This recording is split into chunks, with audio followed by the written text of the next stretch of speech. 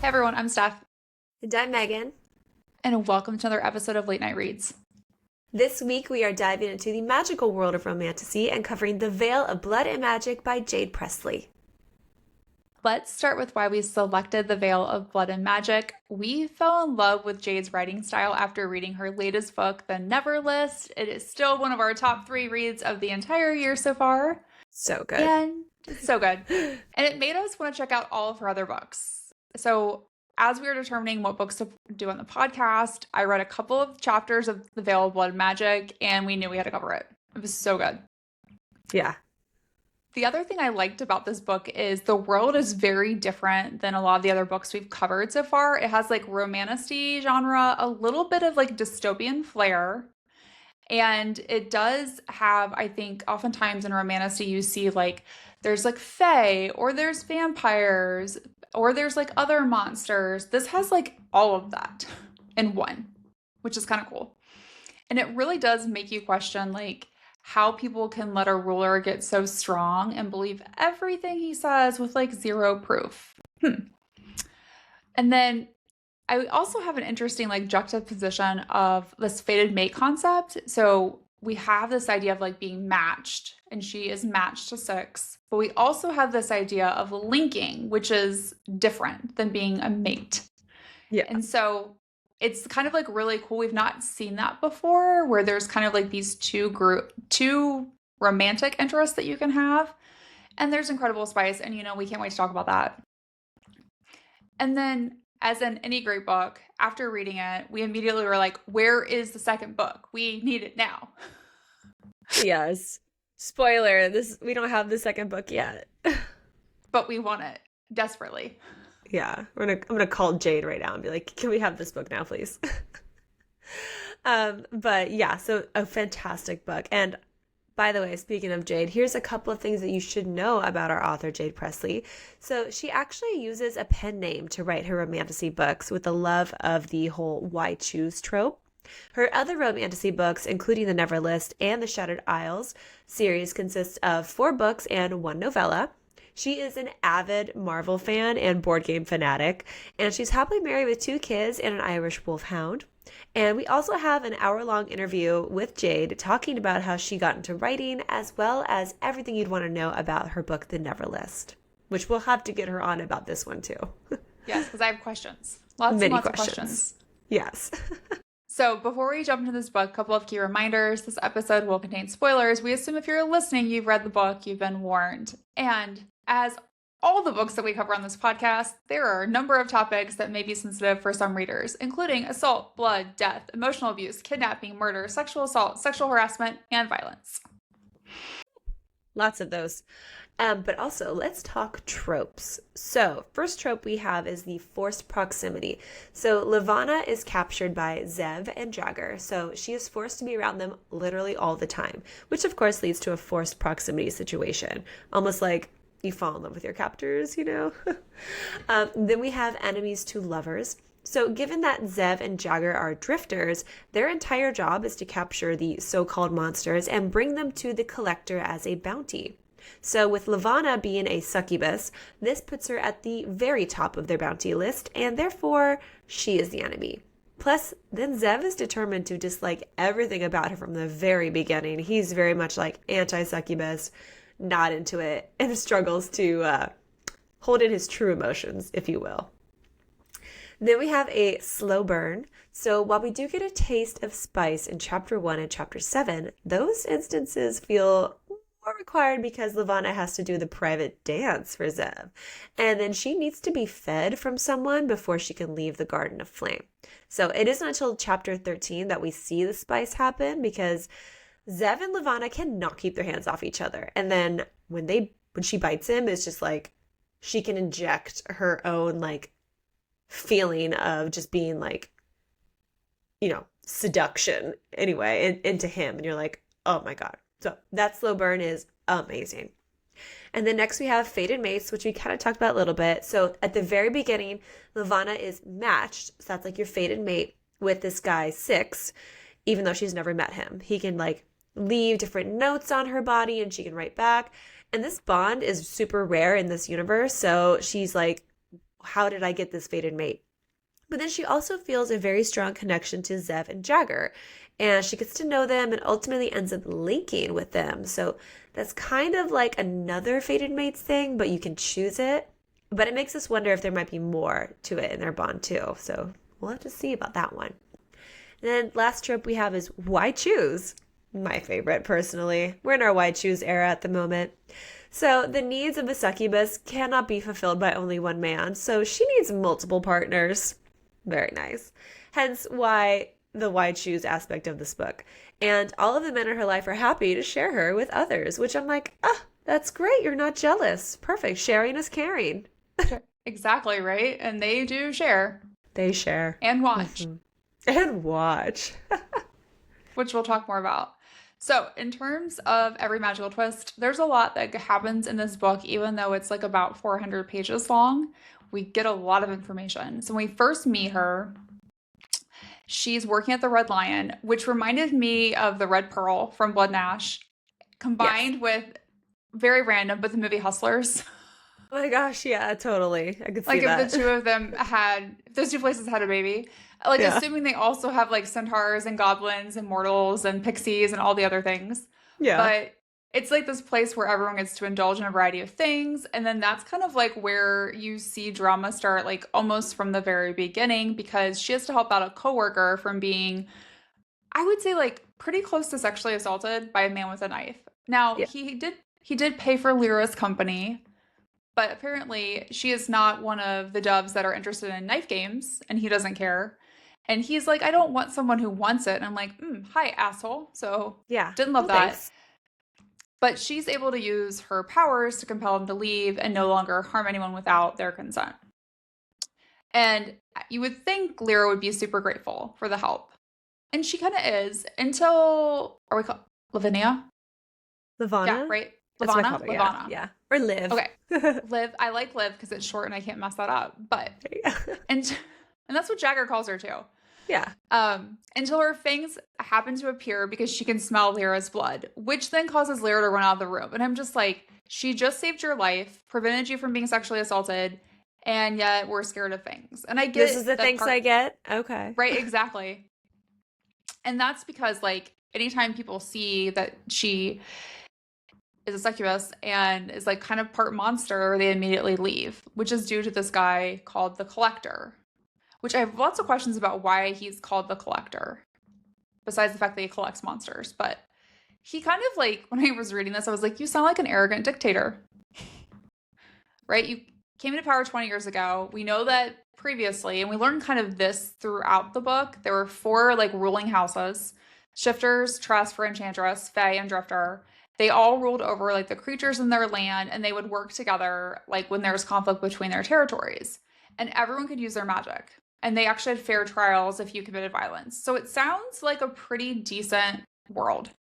Yeah, until like everything was like pretty chill, pretty good. Until this guy decided until one man decided that he needed more. Sounds familiar. Ruin the fun for everyone. Correct. So he rises to power, and then he targets the Enchantress because they have the most magical power. And he wipes them all out, or so he thinks. And when the Fae and Drifters try and stand up to him, like, they just can't win because of, like, his army, his powers. Because he can shift into this, like, ferocious, almost unkillable character who can wipe out thousands in an instant. And, like, calls wiping out the Enchantress as the Great Purge, which is something he mentions wanting to do later. And I'm like, great, don't love you. And then he uses all this propaganda to make everyone fearful of basically anyone different from them. And then creates this fear too that you might get singled out in the future and have like your entire species wiped out. So insane. So if you don't do what he says, i.e. like the Drifters, you can either submit to his rule or you can die. Cool. Great options. Cool. Great options. Sounds like a wonderful place to be.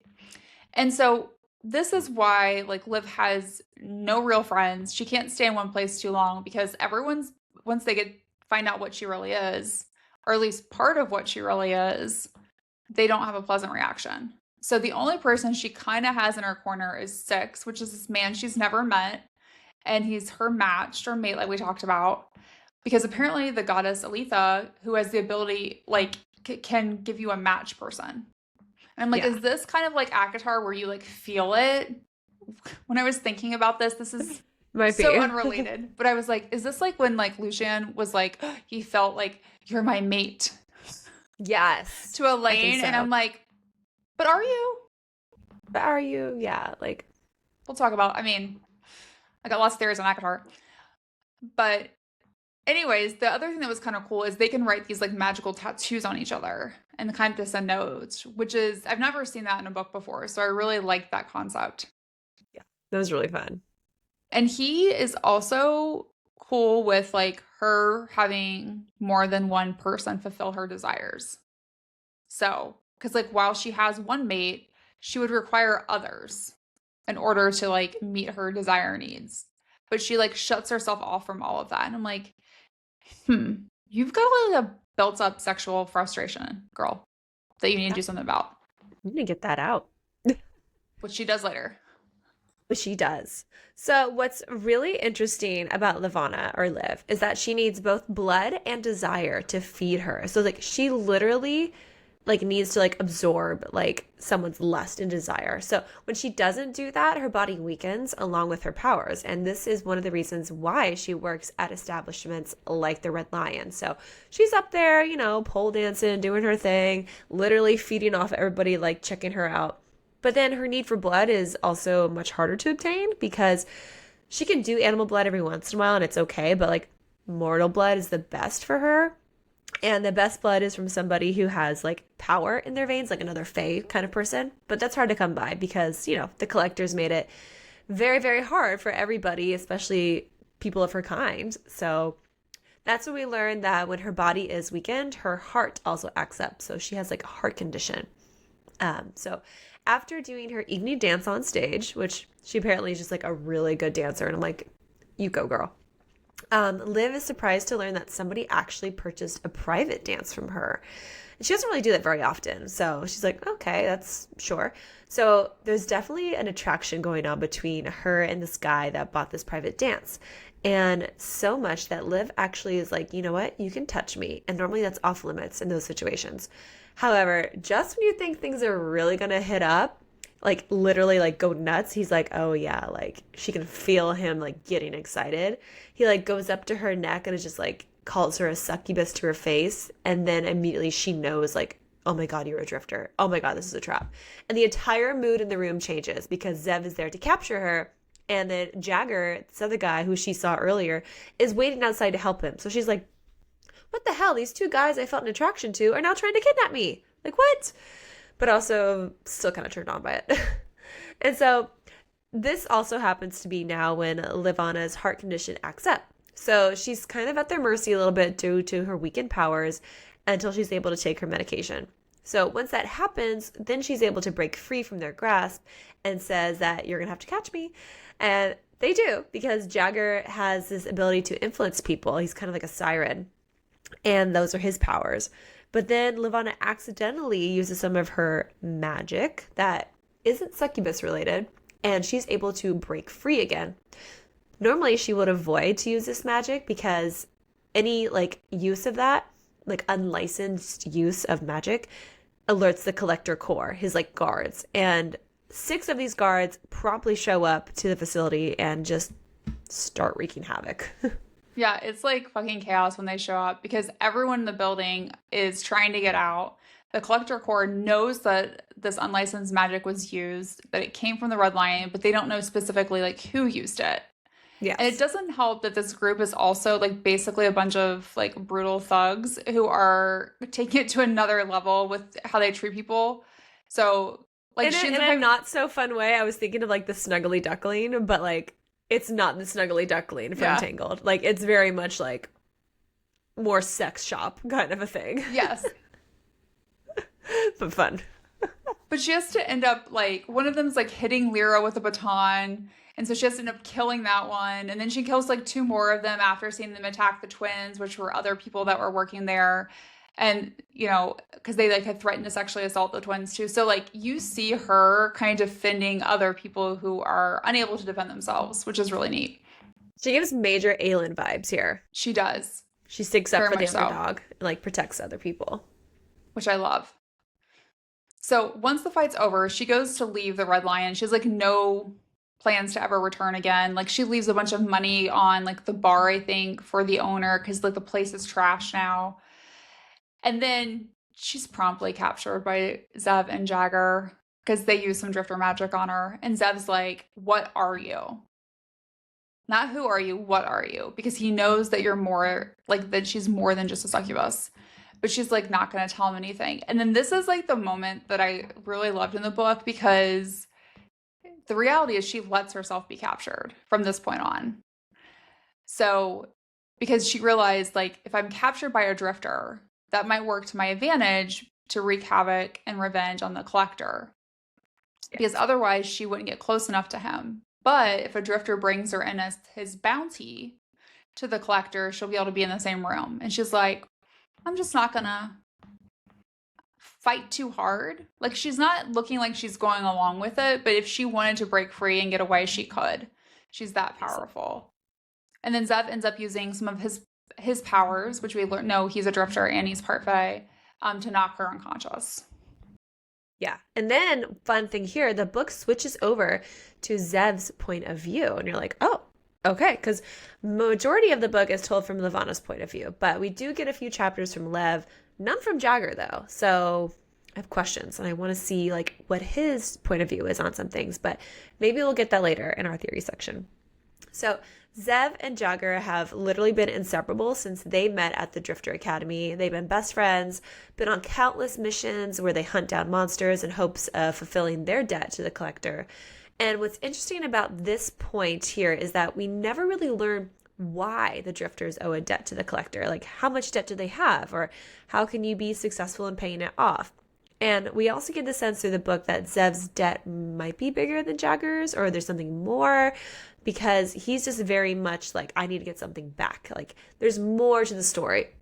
And then Zev says, like, if she gets me what I lost, like, then whatever trouble she brings with her will be worth it. So it's clear that he's like attracted to her, even though he's trying to fight it, which makes us a little bit suspicious that he might have some kind of connection to her. And I wonder if potentially, like, at that point, I'm like, are you 6? Like, could you be the mate? Like, because we don't know what he looks like yet. So no. I kind of wonder that at some point. I'm like, when they're not together, like, and she suddenly gets these like signs from 6, I'm like, oh my God, is that him? And we don't see, like, I don't know. At this point, we're like, who is 6? Is it Zev? Is it Jagger? Who is it? I was suspicious of everyone at that point. Yeah, everyone. And then later in the book, I was like, no, I know exactly who it is. Yeah, then we figured out, and I'm like, oh, it's obvious now. It was so obvious. Yeah. So we jump back to Liv's POV, and we see this happen multiple times. She's having a memory about her parents, which at the time when I was reading it the first time, I was like, this doesn't seem super important. Like, okay. It reminded me of Poppy and kind of some of the memories of like the night she was attacked, like where we would get bits and pieces. And so we learned like her family was murdered. She blames the collector for their deaths. I don't think he was actually there. Yeah, or I guess I think don't it was know, like the core came. That's what I assumed. Yeah. And that's why she wants revenge on him. However, with the major twist at the end involving her mother being the collector's treasure. Whew. Yeah. So when you reread the memories, like going back when I was rereading it, I was like, they take on more meaning, and I had a lot more questions. Yes. So in this memory, we learn that her mother's talisman, which is like this thing that magnifies the power already in your blood. And we know that both Zev and Jagger have one. They carry them. And I think 6 has one too. I think it's its ring. I think it's the ring, yeah. Yeah. Oh, but she says that when the time is right, your talisman will find you, but you can't force it, or you're not supposed to force it. And you must never lose it because it's the most important thing in the world. And we don't learn a ton more about that. Like, we have some more bits and pieces, but I think it plays a pretty big part, especially when we talk about the jewelry box later. So when she does wake up from this nightmare, she remembers like what happened. Like, oh, I've been captured. And she's like basically like thrown as like a dead body over a horse. Like just being like carried around. Hands tied, feet tied, just yeah, just like flopped which over. Normally we'd be like, yeah, Hands Sure, tied, time feet me up. tied. That's Okay. fine. That sounds great. Just not over a horse. Not over a horse. You're like, this is uncomfortable. Right. And so she's still like feeling like the effects of like Zev's magic and she's exhausted and she needs to feed because she's like used a ton of power fighting off the Collector Corps at the Red Lion. So given like her weakened state, she knows that she can't fight the Collector unless she feeds. So she tells Zev and Jagger that unless they want to, and this is like the beginning of her negotiation skills throughout the book, unless you want to deliver a dead bounty, I need meds, blood, and desire. Not necessarily in that order. I'm like, well, yeah, I mean, I'd start with the desire Let's first. start And with then that one. That's a good. let's start with That's that good. one first. And Zev's like, I mean, like, he's just against pretty much anything she says at this point. Yeah. And Jagger is very susceptible to pretty much any request that she makes. Yeah. And then she's like, and then she like, I love it. She's just like, I'm not even trying to get, like, you guys, I'm not trying to get away. And then she like breaks apart her like bonds to prove like I could do this and I haven't run. I'm being a good, and she says I'm being a good little monster.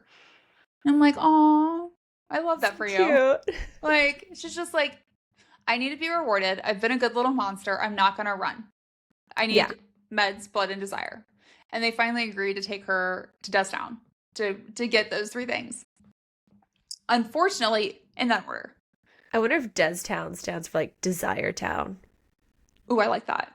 Ooh, yeah. So we also learned about the concept of linking, and that's when someone has consensual sex. So we're all about consent. With the succubus 3 times. So this magically ties them to the succubus for the rest of their lives. Kind of reminds me of the joining a little bit. And so they will always be able to find her, feel her, and then want to take care of her. And I'm like, that's not bad. I'm like, that's okay. That sounds good to me. Sounds wonderful. Sounds great. Like, let's do it.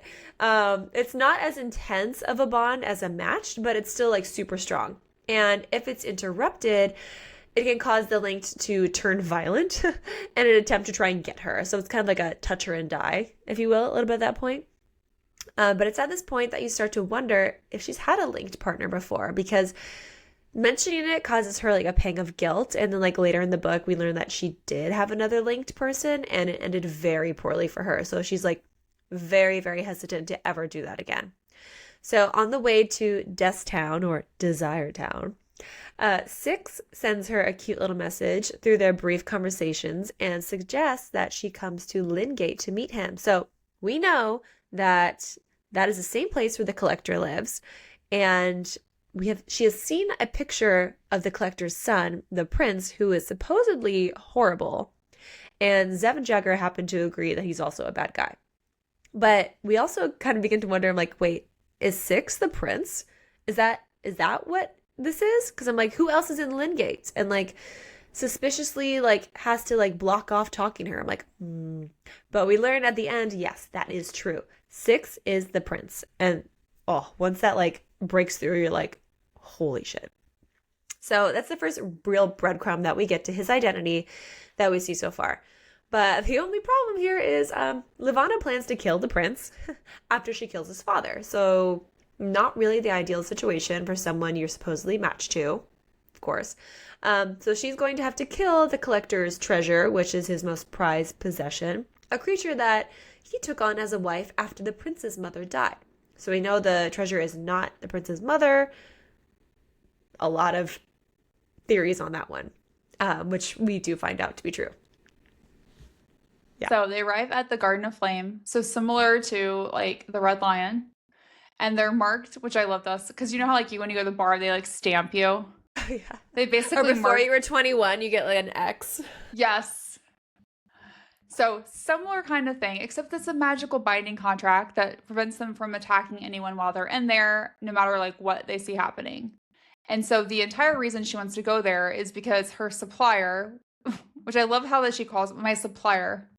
Sounds like drugs, like bad drugs. It sounds like drugs, like bad drugs, not like my heart meds. Provides her with meds, and she's hoping to like also get some blood and stock up on her desire needs while she's there. It's like a 3-in-1.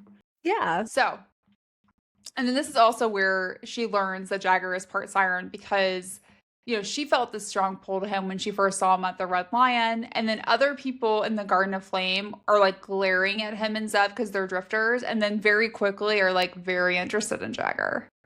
So she's like, "Oh, you're a siren." And he was like, "I'm very good at hiding this ability. I'm like surprised you can see it." Which is like another breadcrumb that she's more than just a succubus that we know. So then we get to meet Sirius, and I immediately think he looks like hot sorcerer. I don't know how Yeah. else to describe it. Anyways, he does not like Zev or Jagger, and I was like, "Is that because you like her?" I've I got think so. questions. Yeah. Hmm. And tells him to wait outside while he works on her, which of course like pisses Zev off. Shocker, that man lives in a perpetual state of being pissed off through a majority of this book. And so I'm very curious like what's causing that attitude deep down, which we don't really find out. We get like hints of, but Zev's like he's gonna go get a drink at the bar because which he desperately needs, and some other things I think he also needs. And Jagger's like all the way outside the door. Yeah. So let's just say that Sirius deals with Livana the same way any disapproving parent would deal with a child who isn't making the best choices about their health. So I think you can relate to that stuff. I can. But so Livana's heart condition has worsened because there's another branch stemming off from her faulty pathway, which will lead to more attacks for her. And she's just like not taking care of herself, waiting to come to see Sirius when it's serious, which is kind of ironic. And he is the most powerful sorcerer on the continent, but even he can't stop this condition really from getting worse. The only thing he can do is offer her medicine for when she has an attack. And he's like, you know what? I want you to consider staying here and, work as a dancer. You can feed off of that. He's like, then I can help you with your medication, like a little bit better. And there'll be plenty of people willing to provide you blood. Like, it sounds like a perfect situation for her. And like, she really would love to take him up on it, but she's unwilling to just get close to anyone. And she just refuses. She's like, after seeing what happened at the Red Lion, like, I don't want to do that to you. And we get it, sure. And then Sirius tells her that she needs to feed and she needs to have more physical contact. And having someone to link with her would be the most preferable. And she's just like, that's not an option. Like, I'm never doing that again. And then he uses his magic to add another little contract to her, like, little entrance zap contract that prevents her from leaving the Garden of Flame without feeding. And we're like, oh, yeah, she's going to have to feed from somebody. Like, it's in the contract. Yes, please. Yes. Oh, rats. Darn. And so that's when Jagger tells her, like, you can feed from me. And we've been waiting for things to get hot and heavy between these two since he first stepped foot on the page. Like, literally the first, like, brush of his shoulder against her at the bar, the Red Lion. And he's just like, there's a moment. And you're like, yes, oh, it's happening. It's happening. Like, we get the slow burn with Zev, but at least we get the satisfaction like sooner with Jagger. And you're like, yes, it sustained me. It fed me. it fed you for a little bit. Thank you, Jade. Thank you, Jade, for feeding me right now.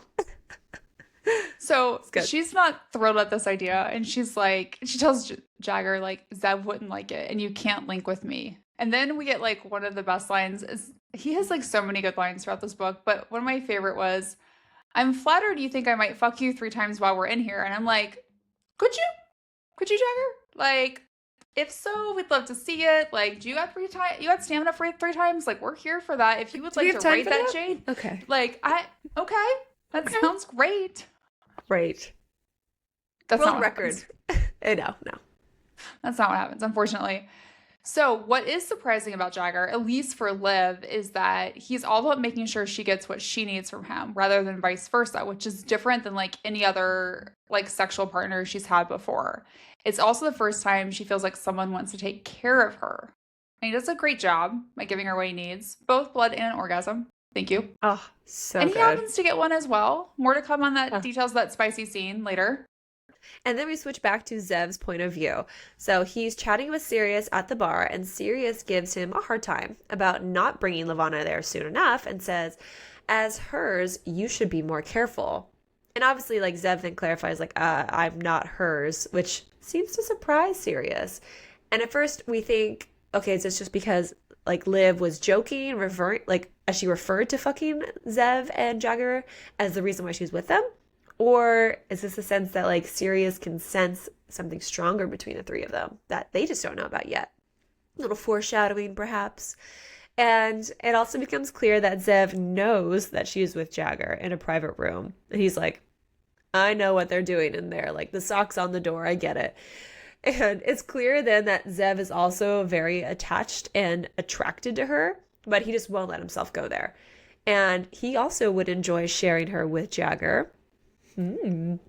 Because he literally gets turned on by the mere thought of her like riding Jagger. And we're like, this needs to happen. Soon. This joining needs to happen. But for some reason, like Zev, like again, like he will not allow himself pleasure. Like he hates that he's attracted to her and that he's brought up like all these feelings and like he just cannot stay away from her. And he tries to keep this hidden for a long time, but that makes us question like what happened in your past that has you so closed off. There's definitely more to his story that we don't know yet. Yeah, I don't even think we learn it throughout the book, which is one of the many questions I have. But then we jump back to Liv's POV, and she's feeling great from the blood and the orgasm, and they're back on the road again. Great day. Orgasms always make you feel better. They do. They provide endorphins. Endorphins make you happy. And happy people just don't kill, they're linked. Right. Or matched. Or, yeah. They might kill some drifters who are assholes. Yes. So, the perfect timing because everything's fine until another group of drifters show up and they want to capture her for their own bounty because apparently there is no honor among thieves or drifters. They can steal bounty from each other. And what's interesting about these drifters is Balin says he's heard from the prince that they found a succubus and he's been wanting one for ages for his collection. Is it possible the prince has been looking for a succubus because he knows his match is one? Or is that just a weird coincidence? And we find out later, right? Like he's been looking for one for a year. Yeah, which is exactly how long he's been matched. And like he knew she was a succubus. Exactly. Yep. So fighting commences. Liv stays out of it. Like I just imagine her being like, sitting on the horse, like watching. This is fun. And then she sees Balin trying to cut out Jagger's tongue. And she has uses for that later. So that's not going to be okay. Like, do not cut out that tongue. That is my favorite play toy. Well, I'm going to need that later. Well, no, it wasn't yet, but it will be. It will be, yeah. And then she quickly gets involved to help Jagger and Zev. And she makes quick work of the drifters without killing them because she's a badass. And then once they get to camp that night, Zev is like surprised that she hasn't run at any point and wants to know why. And she does this great job, I think, throughout the book of like kind of being like Kieran, where she like doesn't lie, but she also doesn't tell you the entire truth. Yeah. And Zev knows that. And that's when we learn that the collector took someone from Zev. Someone important, but we don't know who it is. And he also reveals to her that he's half Fae. And it's the first time he starts to break down any walls around her. Or I would say like even talk to her in a way that is acceptable to talk to another human. Right? Yeah, it's like, oh, you have feelings? You are a person? You're not a robot? Interesting. So then they pass through Sparrow Hills, which is honestly just such a sad place. The devastation from what the collector did to that land is evident. It's completely barren. And Livana's magic desperately wants to help fix it, but she just can't risk alerting the collector core. And so while they're in town, they run into a little boy who has a flower that he created via magic. And it's just a sweet little moment between him and Livana. And she gives him some money for the flower. She's like, this is going to help his family. And then we overhear some propaganda being spread about how the collector is good and other people are bad. And typical bullshit you hear from like a dictator, honestly, that like a certain group of people who are different are bad and we should get rid of them. And it's like, come on. The speaker is also trying to like motivate the town residents to storm the hidden territories to attack those people and like people that are plotting against the collector and that saying that like if you do this you'll be rewarded for it. And it's like, oh my God, stop. It's not true. None of this is true. Don't do it. And the entire situation just makes Livana really angry, which Six can then start to sense because he can like feel her emotions now, which isn't really supposed to happen until they complete the matched bond. I'm thinking it's because she's getting closer to Lingate, so like they're closer in proximity. And he assures her like there's nothing that she could do that would make him angry with her and that she could never be on the wrong side of anything. Okay. The question is like, do you really know who she is at this point? Or is it not until later that you're going to figure this out? Like, you know she's a succubus, but you don't know her other half yet. And that's, of course, where she's like, you don't know the other half of me. Like, once you do, you're going to want to kill me. Which, is interesting. But he It is does learn. interesting. Yeah. So we get another breadcrumb about Six's identity because immediately after talking to him, the prince shows up in town. So that's when I was like, okay, Six is the prince. That's why he Yeah. could feel her emotions. They were so physically close to one another, probably the closest they've ever been, which made that connection stronger. I was so convinced at that point. And so Yes. it turns out the prince was summoned by the collector court to Sparrow Hills because of the little boy that Livana met earlier, who had a small amount of magic in him. Apparently, the prince is looking for something, not a little boy, people, not a little No. boy. He was not looking for the little boy. No, he was looking for Liv, obviously. Right. He's looking for someone with magic in them, not a little boy. Not a little boy. So he is basically like, why did you call me here? This is not what I'm looking for. And then leaves. And he tells the collector corps to do the same. They're assholes. They don't listen. So they take their anger out on the little boy for, the fact that they called the prince there and it wasn't what he was looking for. And then Livana has to intervene. So She's a good person. Because she's a good person, she Yeah. can't see this little boy injured. So during the fight, she kills a couple of collector corps members because she's a badass once again. But then she also gets seriously injured on like the stomach. And then thankfully like Zev and Jagger help out and take care of the rest of the collector corps. And Zev uses his powers to heal her stomach. Otherwise she would have died. Yeah, like literally she had like something protruding through her stomach and then pulled back out. Like you'd be dead. You'd be dead. Like easily. Dead. So before they leave, Zev ensures this little boy and his mother are like safe in their home, and he smiles, which is very unusual for Zev. Yeah. And when Liv questions Jagger about it, he says it's not his story to tell. And so then I'm like, oh, was the person taken from Zev by the collector a child? That's what I'm suspecting. Or like a sibling or his child. Yeah, like he just has this very fatherly moment where like the kid, like the little boy's on his shoulders and he's like walking with the mother like to the home. I'm like, he's done this before. He has done this before. So then she has another conversation with Six, and we find out that he doesn't mind sharing her with others. In fact, he likes the idea of someone taking care of her. And then that's when she realizes she can now feel his emotions and desires, which makes her all hot and bothered. And I'm like, count down. Yes. I'm so curious though, like when they had that moment of like severe proximity, like why didn't that trigger like some kind of like ding, like, oh my God, you're my match. Like, I don't get why that didn't happen right then. Yeah. Like she could see him. Or maybe it did, and it's just that is such the opposite like she could never imagine it being the prince. Yeah. That's true. So even if like she just couldn't see what was right in front of her eyes. Sometimes you can't see. Yeah. And he didn't see her there. That's true. That's true. But do we think that he can morph into a dragon? Yes. I think he was a dragon. That's what I thought. Yeah. Like the scales and stuff. Yeah. I'm like, that's and the tail. Sick. Yeah. Like, that's cool. Love dragons. I love dragons, man. Love it. It's just, oh, it's so good.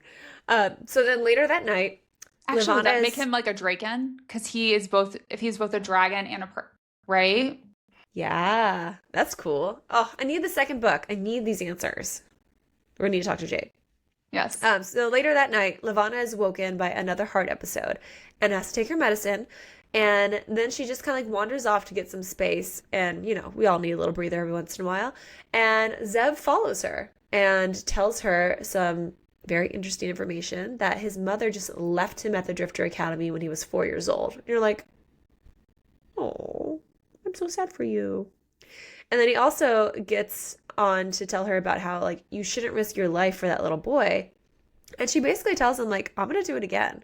Like, if there's an innocent life that's, like, being, attacked, she's like, I would rather I die than an innocent. And then Zev proceeds to tell her, like, okay, you know what? You need to feed. And, like, you can feed from me, But she refuses to do so initially and then finally agrees under one condition. If you can catch me. Which, oh my God, I loved it. And it's just like a verbal little game they've been playing throughout the book, like Catch Me If You Can. Reminded me a lot of the Never List in that moment where Riley was like, I pick option 2 and runs up the stairs. And yeah, they chase her upstairs. And so she's like, if you can catch me. And you're like, oh my God, yay, please. Please catch her. Please catch her. So Liv knows Zev is going to catch her, obviously, because she's in a weakened state, but she's very curious about how he's going to catch her and like what will tell her more about him. And so when he does catch her, it's clear that he also really wants her because she can smell his desire and she can like feed off of that. So she tells him she'll feed and he can take her to Jagger, which she's like, is that really what you want? Like, I don't know. And then he kisses her and you're like, yes, finally. It's not what Zev wants. No, no, no, no. It gets really hot because Zev then gives Livana an orgasm just from rubbing on her, like followed by her giving him a very sexy blowjob. And then they finally have sex, like up against a tree. And you're like, oh my God, that's hot. That is so hot. Didn't expect that Zev would be the first drifter to actually have sex with her. Because remember, Jagger didn't have sex. He just finger fucked her. So definitely thought it would have been Jagger given how close they were last time. But interesting in the situation with Zev is that Livana knows it's more than just sex. Like she can just tell, like, but she also is like, this can never happen again. And he's like, yeah, no, I agree. We can't do this. But come on. Countdown starts right there. They're gonna get naked again. It's officially started. Like, I'm already like putting it out there. I'm like, oh, they're all three gonna be linked. I know it's gonna happen. Can't keep their hands off each other. I know it. Right? Anytime this will never happen again. Mm-hmm. Sure. Mm-hmm. It'll happen again. Sure. So we switch back to Zev's POV, and he's awoken to Livana basically like sleeping on him and Jagger like staring at him, who is not jealous, by the way, but he's also like, why didn't I get an invite? Yeah, he's like, well, that's rude. Exactly. I want to come in too. How rude. How rude. And then Jagger pushes Zev on this idea like you feel something for her, and Zev refuses to admit it. But they know that she's different. And different because she's not like other bounty they've collected, different because they feel this attachment to her. And Zev tries to reiterate that she's nothing more than a bounty, even though Jagger's like, sure. Yeah. So one would think that great sex would make Zev happier. It does not. Right? It does not. He's still a curmudgeon. A sexy curmudgeon, but still one. Yes. So, and Jagger is like anything but. Like, and he said, makes this comment like, I wouldn't be fast with you. I'd be happy to show you exactly what I mean if you just ask. And I'm like, I offer myself as tribute. If you're not going to take him up on this offer, like, hello. Please. We will. I'll take it slow. We'll take it slow, right? It's like normally I don't like a slow burn, but I'll take a slow burn. I'll take a slow focus burn from Jagger. Yeah. Whew. Please sign me up. Right? I'm like, why didn't you say yes then? But later that night at camp, she heads down to the river for a swim, and Six can like sense her joy, which is like exciting and also concerning because then she starts to worry about like, are you going to be able to sense her rage when she goes to attack the collector or feel her death, which is part of the reason why she doesn't want to like complete the match bond with him because of how like horrible it would be for someone to lose their match. And so then she also can sense like he's worried because she can now feel his emotions, even though he won't admit what's bothering him. I'm like, oh, you're both keeping secrets. And he does continue to reiterate, like, when you get to Lingate, I will find you, which is like another breadcrumb that I'm like, do you know who she is? Yeah. Like, how will you find her once she's in Lingate?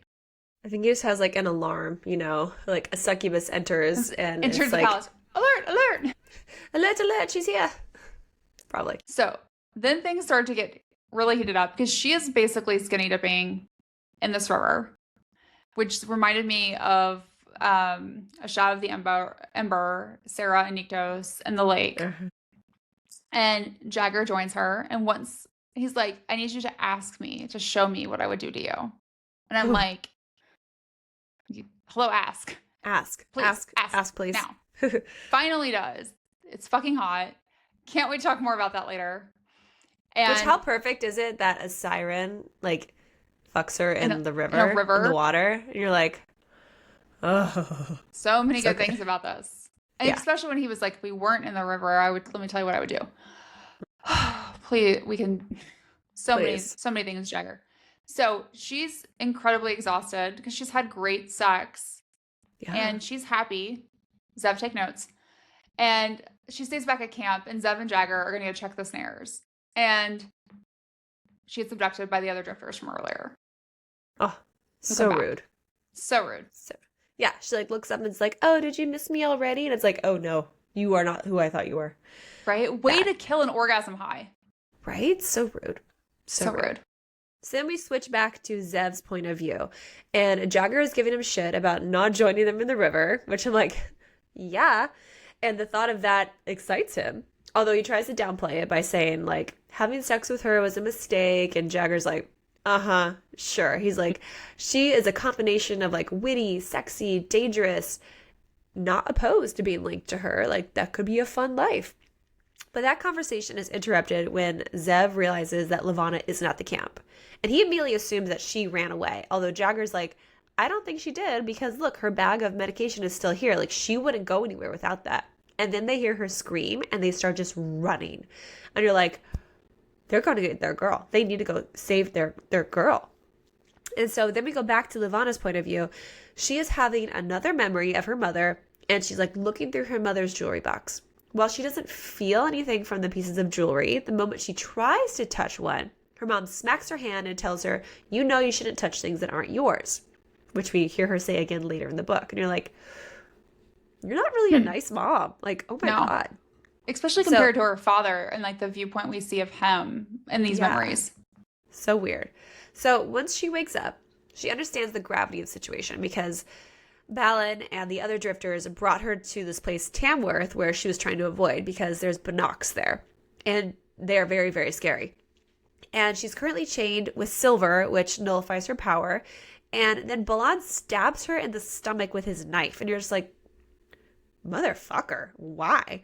And then he injects her with like liquid silver, which causes her heart to just freak out and she could barely breathe. And like all of her like magic is like being drained from her. Six can then sense her panic and he's like, where are you? Let me come help you. What's going on?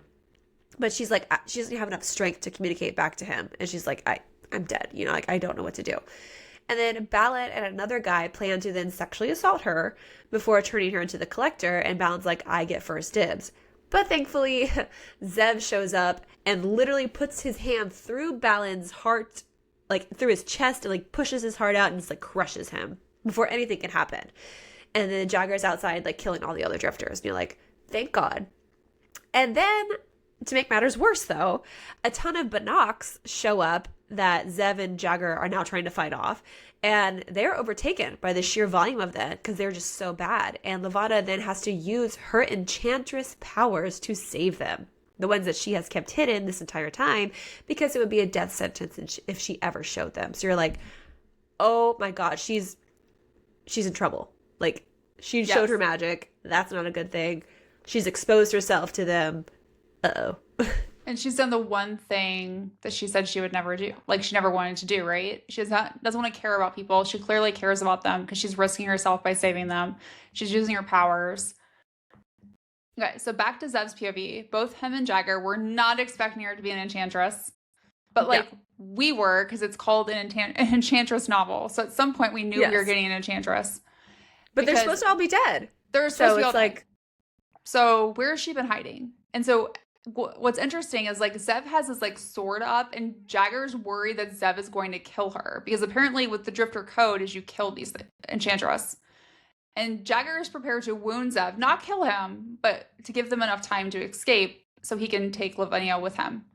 But they don't have that much time to debate it because she's used her powers, so now the Collector Corps are coming that way because they can already sense the magic. And so they basically decide to take her and start literally running along with the horse to go hide in a cave.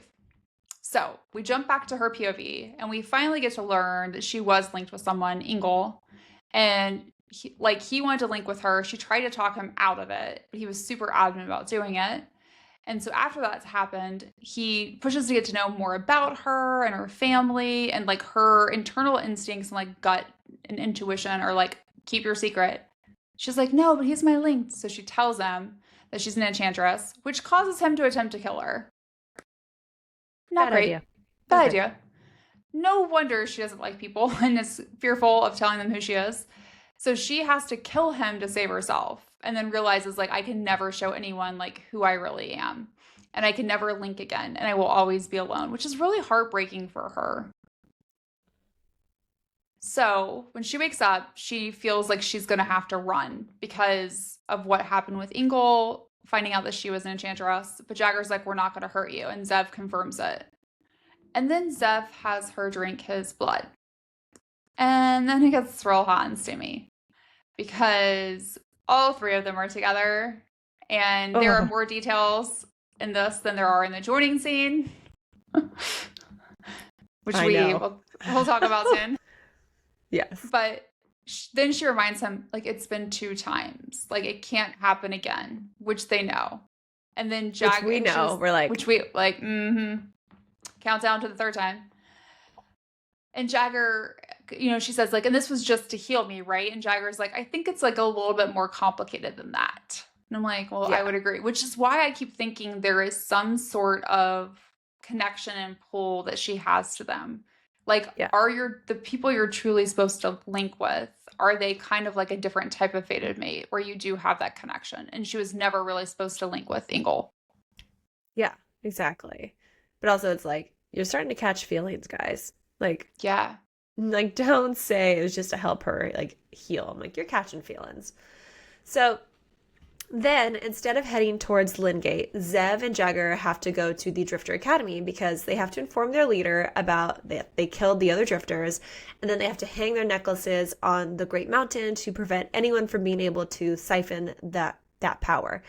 And on the way there, Six reaches out to her again and wants to know if she's safe because he's been like desperate and mentions like the things he did or would do if she were harmed. And then he says he can't stay away from her much longer, but she asks him to give her a week and then she'll explain everything. And then Six just like shuts her out mentally, like closes the door, which I guess he's done in the past and makes sense now knowing that like he's the prince who does horrible things to other people. At least that's from what we've been told. Like it could be a total Ryson move here where it's like he's Right? actually not a bad guy. Or But like Castile, wants yeah, right? like Like the wants to dark give one. off that he's a dark yeah, like wants to give away that he's a bad person even though he's really not. So we're at the Drifter Academy, and it is forbidden for any other drifter to steal another drifter's bounty. So at least, like, Liv is safe while she's in there, right? Like, hopefully. And the leader there, Lugene, was not a fan of Balance, and she's very curious about what could have led to their deaths, but then quickly understands, like, once she realizes that, like, Balin touched and poisoned Livana, and then they're like, well, I'm glad they're dead, because that's not okay. Which we're like, oh, good. I'm glad you guys have some sense of morality there in a way. And then we hear a bunch of other drifters arguing about the potential to rebel against the collector. And literally, Livana's like, I've never heard anybody speak like this before. Like, that's amazing. Like, she's excited about this. But there are some people there who think that's a fool's errand because they're just like, why would you do that? But then other people are very passionate about it, worth fighting for. And then Livana speaks up and tries to figure out what they could do if the collector was gone. She's like, what if I could help take care of this for you? Like, what if somebody who was collected, I don't know, happened to kill the collector? And that's Just when like Jagger hypothetical. hypothetically say this is, I don't know. But like Jagger and Zev are like, oh my God, like that was your plan all along. Like, that's why, like, she let them capture her. But they don't think that she can do it because it will require more than just one person likely to kill the collector. And that's also when Zev sees the writing on her skin and realizes, oh my God, you're matched. You're matched to someone. But she hasn't completed the bond yet because she's not expected to live long enough. And you're just like, oh my God. So Zev kind of like, I think realizes like this makes sense why you've been acting this way, but this is crazy. Yes. So they leave Drifter Academy, and Jagger and Zev make a plan at camp on how they'll bring Livania in silver chains, but find a way to take them off her so she'll still have access to her powers. And she's like, I don't want you to be involved. I don't want anyone to know that you helped me. Like, she's very much still about everyone else and not her, like her own safety. And then Jagger's like, what if we link to you? Then you'll have access to our powers to try and take down the collector, the treasure, and the prince. Unsurprisingly, shocker, she's against it and Yeah. doesn't want to link to anyone ever again. But then Jagger says it's not just about the mission, it's about him choosing her and asking her to choose him. And I was like, oh, like swoon, like, oh, I love this. Like, oh, so cute. And then, more shockingly, Zev is also like, because he's had like the biggest 180. I choose you too. And like, I want you to choose like both of us. And then she has to go through like all of the risks of linking with her again. And they're like, we still would choose you. And then she finally chooses them. It gets really hot because then they have they each have really hot sex to officially complete the link process, which we're gonna talk about. And then later that night, Livania writes basically a very long message that I don't know how it would fit on someone's body. To Six. It's gotta be like down his like thigh and like both thighs on his arm. Like, where do you start? That's like the funny thing. She likes to put the messages in like interesting places that he has to look. Like, does she put a message on his dick? I wonder if she did. Because that would be fun. That'd be hilarious. That would be, hopefully it's a dirty message. Hope so. Has to be. It has to be, right? So she writes this long message about why she can never meet him. And she's like, I love you. She's like, I'm a succubus, but like, I think you already knew that. And then she also tells him, I'm half an enchantress. And she's avoided completing the bond so he can be spared the pain when she dies. Because she plans to kill the man who murdered her family. And he doesn't respond to the message. And so she assumes that's because he's either asleep because it's the middle of the night or he doesn't know what to say. And my guess is it's probably the latter. Yeah, he doesn't know what to say. Or he's just like, we'll figure this out, you know? Well, because at this point, I think he would assume that it's his father. Yeah. Yeah, like, you're going to kill my dad. You're coming to Lingate. You're going to kill the man who killed your family. It's complicated. You're traveling.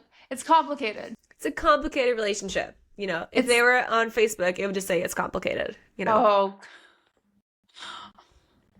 She would have it complicated with so many people and be like, we're linked. It's her own version of LinkedIn.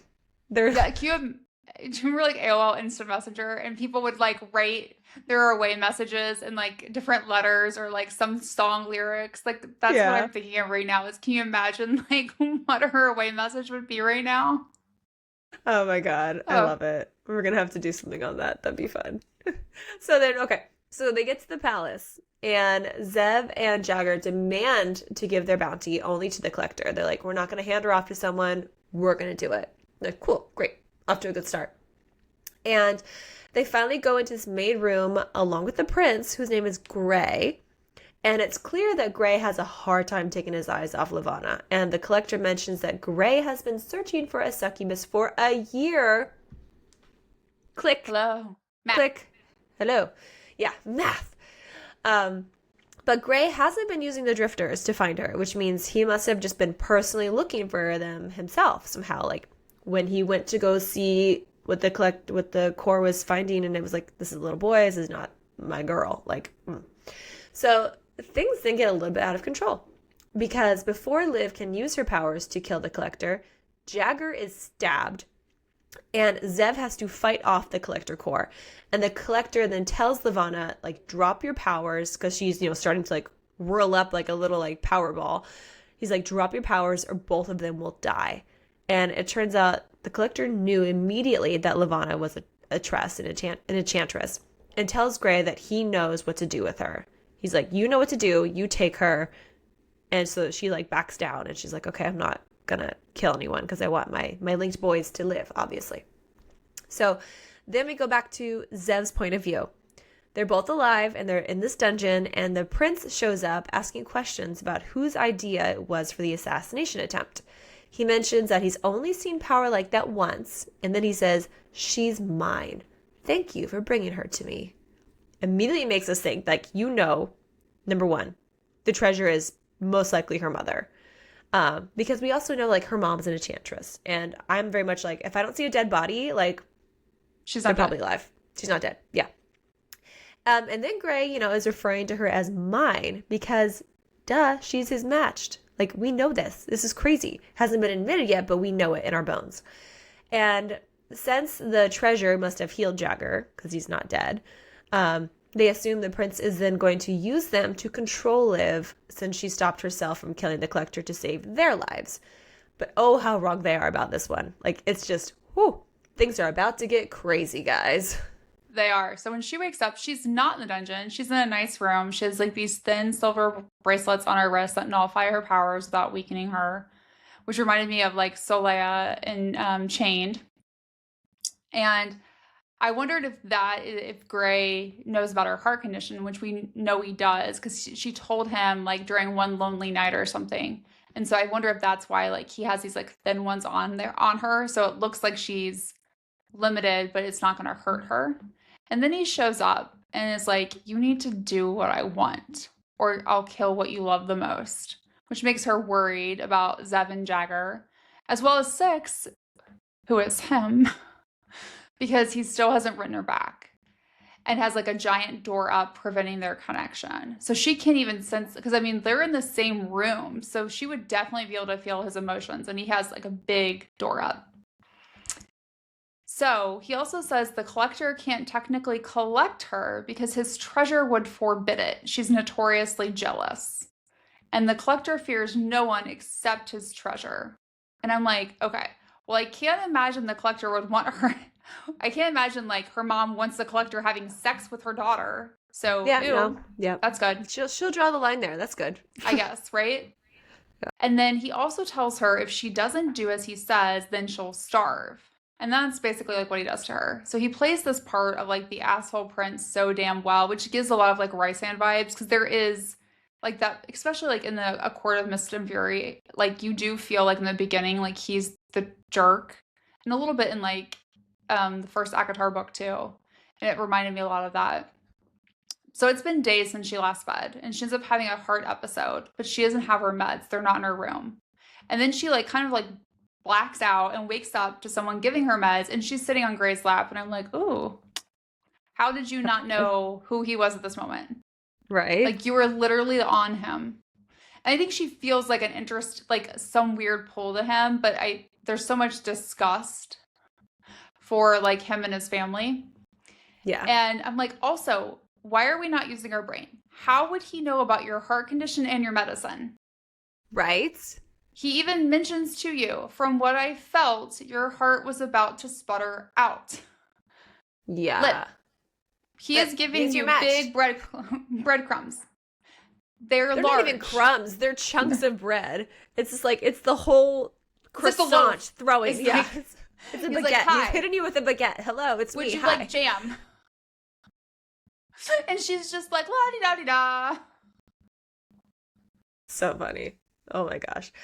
So then Gray also acknowledges that she needs to feed and offers to let her do it from him. He's like, here you go. Like, maybe that would make her realize, like, hey, it's me at 6. What's up? Could you imagine? That would have been so hot. I've been so good. But she refuses because she's like, no, you're still the enemy. I don't want you.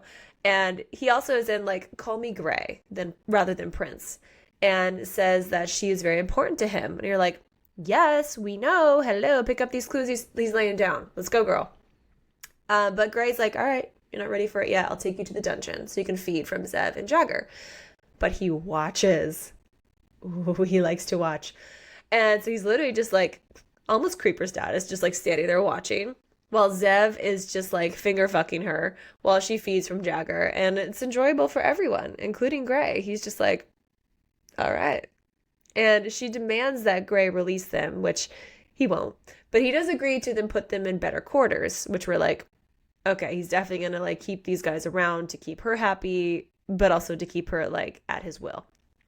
So a few days pass, and Gray makes Livana get dressed up for dinner with his father, which also up until this point, she's only been given like sexy nightgowns to wear, which I'm like, ooh, that sounds fun. But now he's like, but now it's like a ball gown. Now she has to wear like a very, very nice dress. Play princess, yes. And during the dinner, Gray acts like he has broken her and says like, she'll do whatever I want. She's like a perfect little pet, you know? And we then notice that he wears a black stone like pinky ring, and that has to be a talisman. And I'm immediately like, that's for Liv. That's got to be her talisman, you know? And additionally, the collector announces there that he wants Livana at this banquet the next night because he plans to announce the great next purge. And it's just like, oh, what? Excuse me? You're going to do another purge? Like, these people are already, like, running for their lives. Like, who's left to purge? Like, stop. Correct. Like They all And do then what Gray's like, you're bidding why? anyways. Yeah, he's like, why? I don't get it. Why do you need her? Because powerful men always want more. So after dinner, Liv tells Gray that she needs to feed before the banquet tomorrow and questions like, why are you lying to your father? Like, I don't do what you say. You've not had me.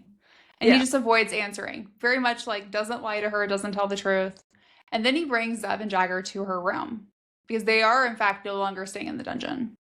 And the three of them have sex while Gray watches again. Yeah. And I'm just like, when will all four of When will you you join? participate? When will you join? Yes. Yes. So it mentions hours go by. So I have lots of questions about that. I know, right? And until Gray leaves the room. And then Liv tells Jagger and Zev what she's been working on. Like, hey, I've been working to loosen my silver bracelets. And Zev's like, you do whatever you have to do to end this. And they basically like say their goodbyes because they have this feeling like tomorrow at the banquet, she's going to try and kill the collector. If she's going to die doing it, they're probably going to be killed as a result. And they're kind of like, we'll find you in the next life. Which I'm like, that's so much more than just this like linked relationship, in my opinion. So Yeah. it's banquet time. And Liv has worn intentionally a black dress in Gray's colors rather than his father's colors that the collector requested. And I'm like, oh, that sounds like Riley from the Neverlist. I love a girl who's just kind of like, you want me to do this? Well, fuck you. I'll do whatever I want. Yeah. And then she's like, Gray goes, you need to play your part so well that even you believe it. And I'm like, could we be more cryptic? Like, what does that mean? Yeah. And she's like, is that how you break people? Interesting. Right? So we get another little breadcrumb about Gray's identity when Livana mentions that she loves to dance. And he says he knows. And you're like, how do you know that? Quick little backpedal, act like she's, act like she looks like someone who likes to dance, Like, okay. Turns out the collector is preparing for another war and wants to push back on the Fae with force, hence a great purge again. And he's already enlisted 2 other territories to help him, which makes him almost unstoppable, honestly. And what's hilarious then about this situation is that he claims it's all in pursuit of a peaceful world. And I'm like, you can't cause chaos and then claim it's peace. Like, you can't Kill people. You can't bomb people and then say, okay, time for peace now. Like, no, that's not how this works. There's no words really to describe that craziness. And you're just like, no. So then Gray starts dancing with Livana, but is interrupted by the collector who wants to dance with her. And the collector says his treasure has big plans for her, but Gray had to break her first. And tonight was the first test, and she passed. And you're like, ugh, like, I want this creepy guy off of me. Get away. And apparently they want to turn Livana into a weapon that she was meant to be and to make the Great Purge less bloody than the last one. And I'm like, okay, but bloody is bloody. Like, it's going to be bad. It's going to be bad. Ugh. So that's when she uses her powers to break her silver bracelets and sends a silent note to Six and like loving feelings down like her bond to Zev and Jagger. And then she goes rigid because the treasure has arrived and used her powers on Livana. Major Bomb, the treasure is her mom, and says, didn't I teach you not to touch my things? And I was like, what the? Because I did not see this part coming. I did not think the treasure was going to be her mom. I didn't. Oh. So I like literally like I said, if there's screamed. not a body, I'm like, okay. So I just didn't. I was like, there's no way. So it shocked me. So then Livana's like going to try and use her powers to her attack, and her mom stops her and says, you have like much to learn. And then her mother triggers her heart condition to act up. And so it's just like, what a bitch. And so she's like, well, if I'm going to die, I might as well just like use my powers. And then Six sends her a message that just says, don't. There will be plenty of time for that later. And then she goes to fall and Gray catches her and she gets a message of I got you written on her skin. And then he verbally repeats, I've got you. And that's where the book ends. And we realize Gray is 6. 6. Like 100%, we were right. But also, what do you mean? What do you mean? What What do do you you mean? mean? What do Are you you mean her planning a mom's the coup? treasure? Are you planning a coup? Are you good? Is the mom what? We've got questions. But we're going to So talk many about questions. spicy scenes and then we're going to talk about a lot of questions and theories. Okay. A lot of questions. Hot and steamy. This feels like a 4. Yes. Okay. Absolutely a 4. Feels like a 4. We start off with, and I debated whether or not like chapter 1, it feels a little spicy because she does give him a private dance and It's I fun. It's spicy. it's fun and spicy because I loved what was discussed.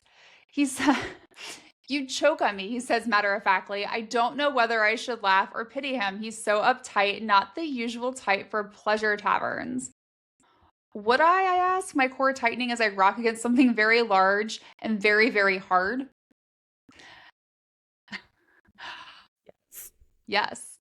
Surprise barrels through me at the pulsing ache between my thighs as I roll my hips over him. I'm never this affected by my customers, but something about him has my heart racing and my fangs throbbing, itching to taste what he can offer.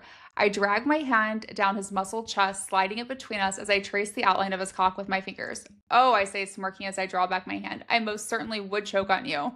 And I'm like, I had to include it as a spicy scene because, like, nothing really happens, but oh my God. It's a good scene. It's a good scene. Such a good scene. Yes. Oh, love it. Love it so much. Okay. And then we get the next chapter, which is also just very, very fun. Chapter 7, Livana drinks blood from Jagger while he finger fucks her, and she gives him a very good hand job. So I shiver at the pet name he's given me, riding his hand harder as I pump him, as I lick and lap at the 2 puncture wounds I create on his neck. Having his blood while his fingers are inside me is an ultimate high, especially as he leans forward, drawing our bodies flush as we crash against each other in shameless need. I feel his desire crest. I feel him harden in my hand as I approach that sweet, sharp edge of release at the same time. It's beautiful, the way his desire feeds me as much as his blood. He's given me everything on a silver platter, all wrapped in one gorgeous, powerful package. And in the back of my mind, my instincts warn me against such pretty presents, but it's too dull a concern, drowned in the pleasure and taste of his blood. Now this gets good. Obliterated in the way he stretches me with his hand, the way his cock feels velvet smooth and hard as steel in my hand, in the way he groans as another wave of slickness coats his fingers while he grazes his thumb over my throbbing clit, giving me just enough pressure to fly. Jagger. Oh. His name tears through me with the force of my orgasm, and I sink my fangs into the other side of his neck as I ride through the waves of my pleasure, taking one last drink, pouring the sensation back into him enough that he spills hot and heady into my stroking hand. Yes, Yeah. please. The fact that she can, like, when she bites someone, she can pour that same, like, lust and just, like, completion feeling back into them, and, like, that makes them come even faster. You're like, oh, damn. But like, imagine if he used his siren powers while she was also doing that. Like, you, Oh, I'm that's asking, good. I'm manifesting that for the next book. It's pretty good. It's pretty good. Okay, so chapter 13, Zev gives Livana an orgasm. She gives him a blowjob. Then they finally have sex. Still surprised that he was the first one to have sex with her. I know. And my favorite part of that chapter was in seconds we're tearing at each other's clothes like animals. Like the animals Seriously. we are. Him nearly shredding my trousers as he spins me around and presses my back against the tree again. "Hurry," I demand, agitated as I struggle with his leathers. They're hard to get over those massive muscles of his. A growl is all I'm given before he spreads my legs and thrusts into me so quickly I gasp. Oh my God. Like, A growl. The growl is like, I can't. I It's so can't. It was like so good. It was so good. And then later she says, "I've forgotten how amazing sex is, but it's never felt this good before. Usually it's fast, a means to an end, but this, it's more. I don't know how, but damn, it's more." She's like, I can't speak. I can't think. I'm just Like, same Your girl. eyes roll back in the back of your head, and I'm like, yeah, okay, yep. And then we get chapter 15. So Jagger and Liv now have sex in the river, which we're like, this is going to be good. Like a siren in water, like, come on. And he literally says, you feel so fucking good, Jagger says, slowing his pace to an absolutely torturous grind that has me shaking around him. I'm so close to release, and he's stopping me on a dead turn. The sensation both incredible and infuriating at the same time. Feels like you were made to take my cock, he continues, lifting me slowly before hauling me back down again, the pace making my head spin. Jagger, I plead, please. His smile is mischievous as he kisses me again, hard and quick. You want to come on my cock, dove? All I can do is nod, rocking against him as I catch my pleasure. How badly? Bad enough that if you don't let me come, I'm going to bite you harder next time. But yeah. But yeah. But yes. Okay. But please. Okay. But also. Okay. And then we finally get the three of them having sex together in the cave. Finally. And that's actually like a pretty long scene. Yeah. So lots of It was good things. good. It was really good. My favorite part though is where it starts when Zev is like, sit on my cock, little trust. Zev demands, his hands flexing on my hips where he's been teasing me relentlessly. And I was like, oh my. Oh my. I do as I'm told, sinking down, drunk off the way he groans, his muscular chest flexing as I lift myself up and down atop of him. And I was just like, then we got to add in Jagger. So God, as he's thick and large, stretches me with the sweetest burn. I've barely adjusted myself to him before Jagger is pushing at me from behind, drenching himself with me before dragging his cock down the line of my ass, teasing the tight hole. Jagger grips my chin with one hand, forcing me to look over my shoulder at him as he continues to tease. Let me in, Dove, he begs. I tremble, relaxing my body to welcome him too. Like, yeah. Yes. So good. And then that next little part is like even better, where she's like, I grab the back of Zev's neck with one hand, reaching behind me with the other to take Jagger's hand and place it over the center of my chest as I rock back and forth between the two. It's frantic and hurried and driven by the need for that release. I can feel pounding on the doors inside of me, coiling in white-hot knots with every thrust from them. Oh my. Oh, okay. Where's my spritzer? Right? I mean, whew. Oh my God. That's hot. It's very hot. And then we have chapter 22, because again, this is a 4-spice book. Like, there's a lot of great spice. There's some good spice. Chapter 22, we have Livana and Jagger have sex to Link. And then again, Livana and Zev have sex to Link. This is their third time.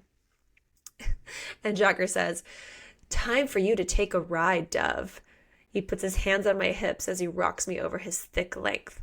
I tremble at the sensation, at the anticipation building in my chest, making my head spin. Rocking over him, I shift my hand between us, fisting his cock before situating it at my slick center. I gasp as I sink down atop it, taking him to the hilt. I lean back into Zev, who's worked his way to my neck, and allow myself a few moments to adjust to the sheer size of Jagger. I'm going to watch you fuck him, little tress, Zev whispers in my ear, sending rivulets of heat all over my skin. And then I'm taking you for myself. This reminded me of when Axel and Cal were like taking turns, and then also when Pierce and Jax, like at the end, where they just like picked her up and just like flung her over them, and I'm just like, Jade, girl, thank you. Thank you. Okay, so chapter 26, we're in the dungeon. Could not imagine sex or anything sexual in a dungeon would be hot. Super hot. Super hot. So Zev finger fucks Liv while she feeds from Jagger while Gray watches. But then Zev presses the heel of his palm against my throbbing clit just as Jagger clamps my mouth, looking into it without a care of the stray drops of his blood lingering on my lips. It's consuming and raw, flooding my body with a pleasure I can't possibly contain. I rock into Zev's hand, drinking down both of their desires as my orgasm tears through me, making me flutter around his fingers, my legs going weak with the intensity of it, but the two don't dare let me fall. And then I look past Jagger, who's dipping down to kiss my chest, my eyes locking with Gray's as I come on Zev's fingers. Oh my God. Ah, my God. Like the whole scene right there. You're in like a dark, musty dungeon and like It's you're dark. trapped Yeah. behind these like bars and like you got your two guys like just taking you down and then you look and make eye contact with your match and you're like, damn. Like direct eye contact. Like just Oh, so spicy. And then we get one more lovely little sex scene. So we have chapter 27 where Liv, Zev, and Jagger have sex in Gray's room, in Gray's bed, while Gray watches. Zev is the first to grab me, slanting his mouth over mine before slicking his thick head through my wetness, sinking into the hilt, his powerful hand hiking my leg over his hip as he thrust inside me. Jagger is the second, kissing his way up my spine as he nestles in behind me, the three of us on our sides beneath the silk sheets as Jagger teases the seam of my ass. I relax, welcoming him in as he gently pushes himself into the tight space until I can't see or think or feel anything but the two of them consuming me in such a way. We're a tangle of limbs and kisses and desire, our bodies driving us toward that sweet edge of pleasure, the waves of it building like a storm beneath my skin. I can feel their bonds rattling inside me, their powers radiating like a current between the three of us, back and forth and in between. Every touch and graze makes me tremble, makes me liquid. Every punishing kiss from Zev, every sweet touch from Jagger has my soul stretching so much, I swear it will shatter into 1,000 pieces from needing them so much. Zev reaches down between us, pumping into me with hard thrusts that push me back against Jagger, the rhythm a perfect kind of ache that has me gasping for breath. He rolls his finger over my pulsing clit, plucking out more pleasure until I'm practically keening with the need for release. yes, please. Oh my God. And all the while, Gray is just watching. But not participating. Like how much He's a watcher. Cal was a But watcher that's from what the he Never said, List. right? But like Gray made it very obvious. He's like, I like knowing that someone's taking care of you. He's like, I can share. He was very good at it. But I'm like, That should have been one of her participate. first signs. Right, also. It's like, there's room for one more. You can come on in. Why not? I don't know where, but we'll figure it out. We'll figure it out. I mean, I know where, but you know, I can imagine. But I have ideas. oh, yeah, we can share. It's fine. But oh yeah, for spice, so good. So good. So good. Okay. Theory time. We've got a lot of theories. Let's So start many with theories. why don't we get a POV from Jagger? Yeah, It's odd. It has to be intentional. and we also don't get one from Gray. We don't either. That kind of makes a little bit of sense, Yeah. right? Like I would expect to get one from him in book 2. Yeah, But the Jagger one is weird. So yeah. we're gonna Taylor Swift has created the monster that is my brain and how I think about things. So I have to assume that Jade either felt like it was unnecessary, given like he was very open to Livana throughout the entire beginning. So like us learning about his point of view wasn't needed. Because the real angst was between Livana and Zev.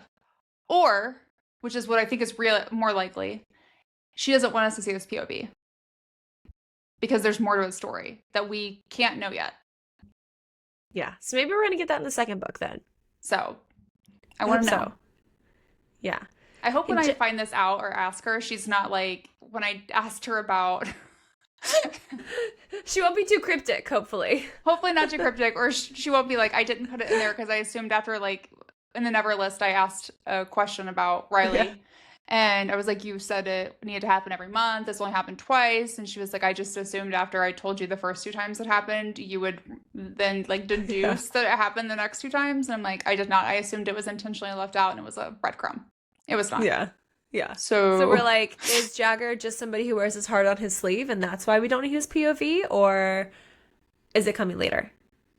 Should we be suspicious of Jagger? He's a siren after all. Right? Does he know more? Very interesting. So now also, like, what debt do Zev and Jagger owe to the collector?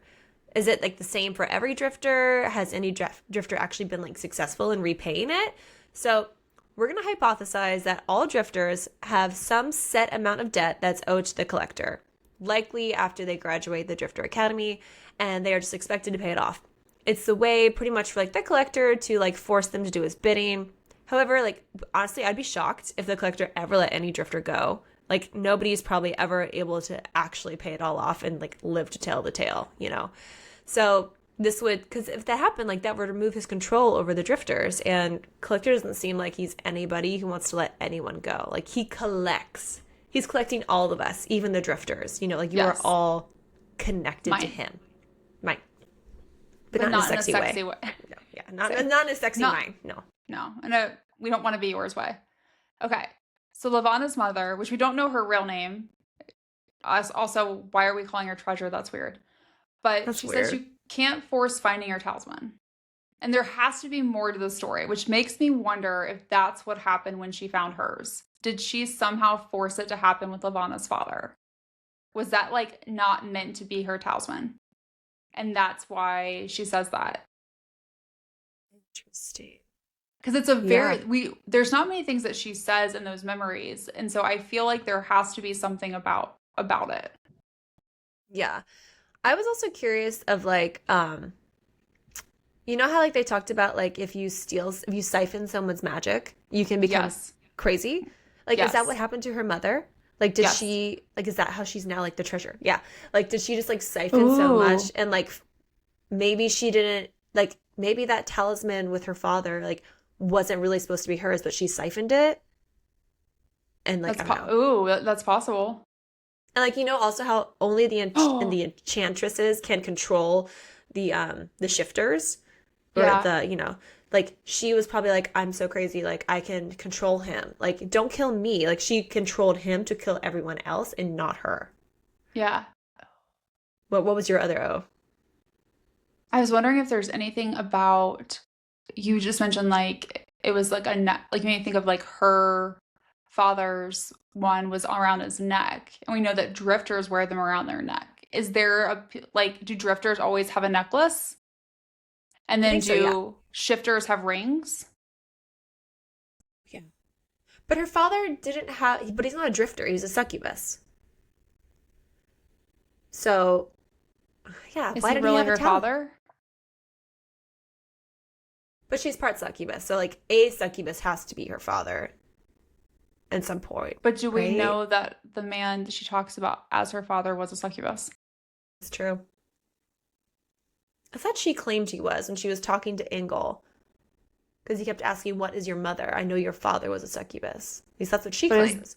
But it's true. I mean, we could be wrong. But think about it. There's that scene with her and her dad where they drink the animal blood, and we know that drinking animal blood isn't as good for you as mortal blood or human blood. So why wouldn't he have her drink not human blood, but like, what are we calling them, monsters? I think they said, yeah. Well, I think it's because she was little. She was little. Like, you don't drink human blood and you don't do the lust and desire part until you're older, because obviously that wouldn't be very appropriate for a child. Everything. I'm suspicious of everything, Megan. Everyone is, nobody is fair. No one is who they say they are. Yeah. No one is dead until we see a body. Exactly. Anything that is left out, I assume, was intentional. Mm-hmm. Which also, speaking of, like, in that sense, like, is there a contraceptive she's using? Because, like, she has a lot of sex. Like, she has a lot of sex. She has a lot of sex. We don't hear anything about contraceptives in this book at all. Mm-mm. Who's going to be the baby daddy? We're still waiting on the one massive baby daddy. Like, that's, like, all of the partner. Yeah, right? The super baby. The super baby. Yeah. Like, is that the plan for the Great Purge? She has one super baby to rule them all. I don't know. That's a stretch. But yeah, it's just insane that her mom is the treasure. Maybe it's because she's called Treasure because she has her treasure box. I know. Does she collect everyone else's talismans, and that's why she's so powerful and crazy? Okay, moving on. What is really causing Liv's heart condition? So, from what Livana has said, Sirius found her almost a decade ago, close to death due to her heart condition. We also see her mother somehow spark her condition to occur, but don't necessarily know if that was intentional or not. The question then becomes, when did her heart condition start? What's really causing it? There's too much emphasis on it in the story for us to believe that there isn't more to that story. So, is it possible that it's related to how much power she has? And like not using that power is causing her heart to have issues? There's a comment made in the book about how too much power, again, can drive you mad, but perhaps that buildup of not using her trust power is causing her heart to act in an unusual way. So, Yeah, because it's building like other pathways. And is it yes. possible that Sirius, when he's like, these are like faulty pathways, is that because he just hasn't seen an enchantress? Yeah. He doesn't know that's what she is. But I think she needs to let herself go. I feel like she needs to let that power out. I don't think she'll die. I think her heart condition is literally like because she's keeping hoarding it in. She's keeping it in. Yeah, I was like, you need to let it go to release let yourself, to be free. Cute Elsa. Yeah. So, yeah, no, it's like, what'll happen if that happens? I think she'll be okay.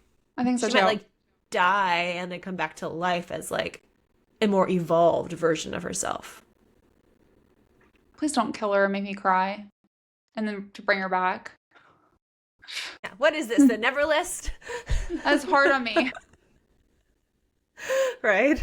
But then, please, I like to be emotionally destroyed.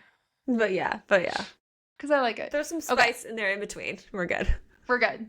Okay, so when did 6/Grey learn of Livana's true identity? So based on what we've learned, we know he's been searching for a succubus for an entire year, which aligns with the time when he was first matched. So he had to have known from then that she was a succubus, but not necessarily who she was during that time. That's why he was trying to find her and had the Collector Corps on the lookout for anyone with magical powers, but he hadn't involved drifters because they're kind of basically assholes. Addictions. I don't think he knew who she was until she came into the palace with Zev and Jagger. And I think that's when it kind of hit him because he stares at her, probably surprised that like she's there as his matched. But then it's kind of like I thought, like that math scene that we talk about with a little Giphy. Like I feel like all of that was happening to him in his head. He's like, wait a second, I got this thing that she's gonna go kill someone. I know she's traveling with two men. I can feel her. Like, I think he's just like, He puts 2 and 2 together. He does. And his mind is exploding. Or 1 and 2 and 3. Yes. And he's just like, he's great at playing the part and like not having like a super visible reaction to it. The other thing that I wondered, and this is like, we know that like her mom has big plans for her. That's what the Collector says. So is it possible he was looking for a succubus tied to that too? Does he know that she is her daughter? I don't think he did until he realized she was an enchantress and saw her powers start to come out. Because he says, I've only seen powers like that, like from one other person, which would be the treasure. So I think he's able to probably connect the dots. Or at least I'm assuming. And I'm assuming he knows that it's her daughter. Like, has she confessed, like, I have a daughter and she's out there and she's half succubus, half enchantress? Like, I don't know. That woman's very suspicious, and we don't learn enough about her besides I just don't like her. Yeah. And also, like, why did her father have to die? Like, is he dead? Like, have we seen the body? Right. No, I haven't seen a body. Yeah. Because all we heard was like screams and like fire, and it's like, but did the treasure kill her husband to marry the king? Or not, I call him king, but like the Collector, whatever. Like, maybe. Yeah. Or did the Collector come and kill her father and then was going to kill her mother, but then she like enchanted him? Ooh. With all of her powers. She does control him. She literally controls him. So, is she the ultimate bad guy? I don't know. She's super sketchy. She's super sketchy. She's an evil enchantress. Yes. I think so. Where is Livana's talisman? is inside that box that she's not allowed to touch? I think it's on gray, but I wonder Yeah, if, like, I from the think it's jewelry gray. box standpoint, like, if you touch someone else's talisman, like, and you're an enchantress, do you take the powers then? Like, why was she not allowed to touch that jewelry? Yeah. I feel like that makes sense. That makes a lot of sense. But then also, like, the mother's like, that's mine. That's my Yes. power. You don't touch my power. She's more of a collector because she likes to collect powers. She's just Okay. like using the collector to do the dirty work. Yes. He's like the face of the operation. He literally is. Like, he does it all for her. Mm-hmm. So, is she horrible or is she playing a part? So, I'm going to Both. play both. Like, cause I can see both, right? So, it's Yeah. possible that she, like, they showed up at the house and she had no choice but to become collected. Because we don't know, or I'm assuming the collector came into power before her family's killed, right? Yeah. And was called the collector then. So, if we believe that to be true, he was already collecting things. Yeah. Her family gets killed, or that's what we're led to believe, right? So were they coming to collect her, the treasure, and she survives by like potentially enchanting him or like willing to do whatever he wants, be broken, etc. And is she potentially playing a role the entire time to try and help limit what happens to people? Because there hasn't been a great purge in like 20 years. Yeah. Like, she ended the purge in a way. Yeah, and like maybe like she's prevented him because she's so powerful, no one can like bring harm to him, that he's not had a need for it. Why have to But do another great purge then? I don't know, right? She seems super sketch because we think she like, I mean, she definitely could be an evil enchantress who's been collecting all these powers and is like the mastermind behind this entire thing. Which is also very possible. But She's like Ursula, you know? She's like, these yes, poor unfortunate so souls. She just has all of them. They're all little squishy people. and they're her little box of trinkets. Yeah. She collects them. It's literally a combination of Ursula and Ariel. She's like, I got gadgets and gizmos aplenty. Okay. I got succubus and sirens galore. You want centaurs? I got 20. Anyway. That'll be interesting. I so need another book though. Like, Jade, please. We need to know what happens. We need it soon. Okay. So in terms of what's next, if you enjoyed this book, we think you'll also love, if you haven't read it, The Never List by Jade. It is her latest White Shoes romantasy book. The female main character, Riley, is selected as a potential by the Four Princes of Lumithust. It has incredible world building, incredible spice, one of our top 3 reads of the entire year. Also would recommend checking out Crescent Kingdom by Tessa Hale. It's the first book in the Wolves of Crescent Creek series. Her second book comes out later this month. It is addictive to read. Can't wait. That'll be so good. And join us next week when we release 2 episodes, including the 4th book in the Blood and Ash series, The War of Two Queens by Jennifer Armentrout. Yay! And a contemporary romance, Till Summer Do Us Part by Megan Quinn. Which, by the way, there's a beer scene. That we had to Google. We literally had to Google it, but it was very exciting. It's our first book with a piercing, and we're like, this is fun. That's a game changer. But thank you guys, and happy reading. Happy reading. Thanks for listening to Late Night Reads. Don't forget to follow us on Instagram, TikTok, and Facebook at Late Night Reads Podcast. And check out latenightreads.com for even more information about all the books we're reading. If you loved today's episode, make sure to subscribe, rate, and review our podcast. And share the show with your fellow book lovers.